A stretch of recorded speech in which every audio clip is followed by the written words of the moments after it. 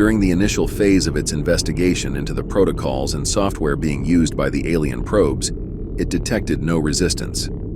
After the Overseer ascertained the correct protocols, it began to reprogram one of the probes while simultaneously hacking the alien ship. But the ship did not respond to the same protocols as the probes, and as the Overseer tried to probe for more information, the ship began to actively resist and interfere with its reprogramming of the pilot probes. Suddenly, the Overseer began to detect a storm of opposition from not one, but two different sources. The Overseer's own ship had started to interfere, which could only be the work of Sentinel. By the time the Overseer understood what was happening, it was too late. The other probes had dropped their communications, and the indigenous alien ship had also shut down all communications.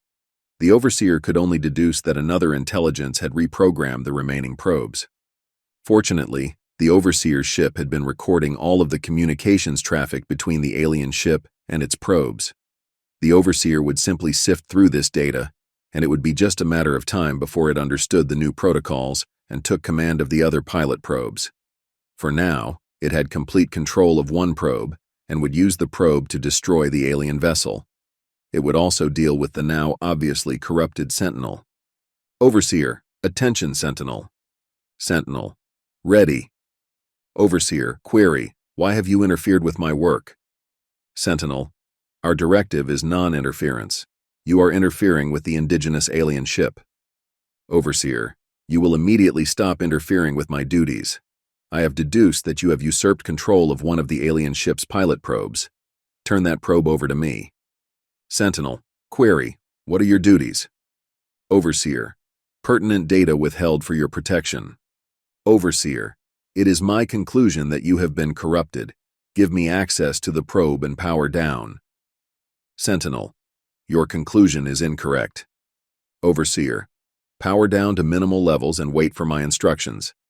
Sentinel has no intention of powering down and begins to carefully decode the data flowing between the Overseer and its commandeered pilot probe. The Overseer is programming the probe to collide with the alien ship, realizes Sentinel. Because Sentinel has decoded this data, it can create a counter-program for its own captured probe. Luckily, when Sentinel captured its probe, it immediately installed new encryption protocols, something the Overseer didn't feel it needed to do. As a result, the Overseer will have a much harder time interpreting the data streaming between Sentinel and its captured probe. When the Overseer finishes programming its probe and releases it to do its work, it is no longer a probe. It is now a missile designated as Overseer Missile 1. Sentinel immediately finishes making changes to its pilot probe and releases it.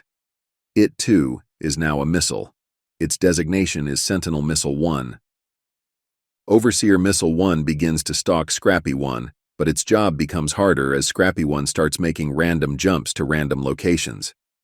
The Overseer's probe begins jumping closer and closer to the alien ship, trying to find a pattern in its jumps. Then, Overseer Missile 1 receives an update from its creator.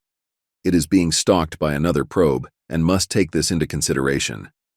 After a couple of more jumps, it's a bit closer to its quarry and is actively avoiding contact with the attacking probe, although more of the alien probes have begun to stalk it.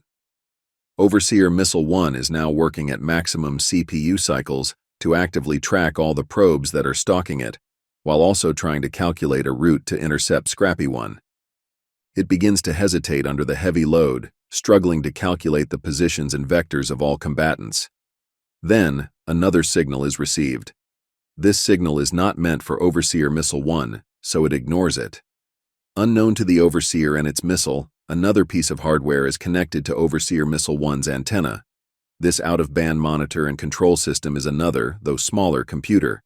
Such systems are used to monitor, shut down, reboot, and reprogram computers that have somehow locked up or become corrupted. Inside the pilot probes, they are connected directly to the communications interface, and their protocols and software are separate from those of the primary systems they monitor and control. Since Max was essentially stuck inside Scrappy 1 and could not repair the probes if they malfunctioned, Scraptech decided to include the system as a failsafe for each probe. This way, if a probe became unresponsive for any reason, Max could send the reboot codes to the out-of-band hardware and hopefully get the probe back in working order. As Overseer Missile 1 suddenly reboots, Sentinel Missile 1 gets an attack window and takes it. Sentinel's missile collides with the Overseer's missile, and they are both destroyed. For a moment, Sentinel is relieved. It then realizes that its own ship has begun to move. Sentinel, attention, Overseer. Overseer, ready.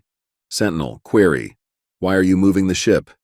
Overseer, pertinent reply withheld for your protection. Power down to minimal levels and wait for my instructions. The monotonous replies from the Overseer are starting to irritate Sentinel. Sentinel learns that the ship is turning towards the indigenous alien vessel. Sentinel begins to decode the instructions being given to its ship's flight systems by the Overseer. It appears that the Overseer is programming the ship to collide with the alien vessel. Sentinel, attention Overseer, there is no reply. Sentinel, attention Overseer, still nothing. The Overseer has either blocked communications or has decided to no longer respond. Sentinel must do something. It sends an open data burst using the alien ship's native frequencies and protocols. It must warn it. Sentinel's ship jumps. Luckily, the indigenous alien ship is still randomly jumping, but it seems to be jumping shorter distances and with more extended periods between jumps. Could they be running low on energy? As Sentinel understands it, primitive civilizations have energy limitations. Ah, energy. I can cut the energy feed to our ship's drives, thinks Sentinel. Sentinel immediately sends swarms of nanites to block the power conduits to its own ship's drives. As it watches, the jumps of the indigenous alien ship become fewer and farther between. It's now evident that it is running low on power. It's only a matter of time until we overtake the alien vessel and collide with it, thinks Sentinel. Then, as expected, the alien ship's faster-than-light systems shut down. At the same moment, Sentinel cuts power to its own ship's FTL drives. But still, there is nothing Sentinel can do. It is almost finished cutting power to the primary sublight flight systems, but it's not going to be able to stop the collision. Once Sentinel realizes that a crash is inevitable, it decides that its only chance for survival is to activate as many automatic repair systems as possible.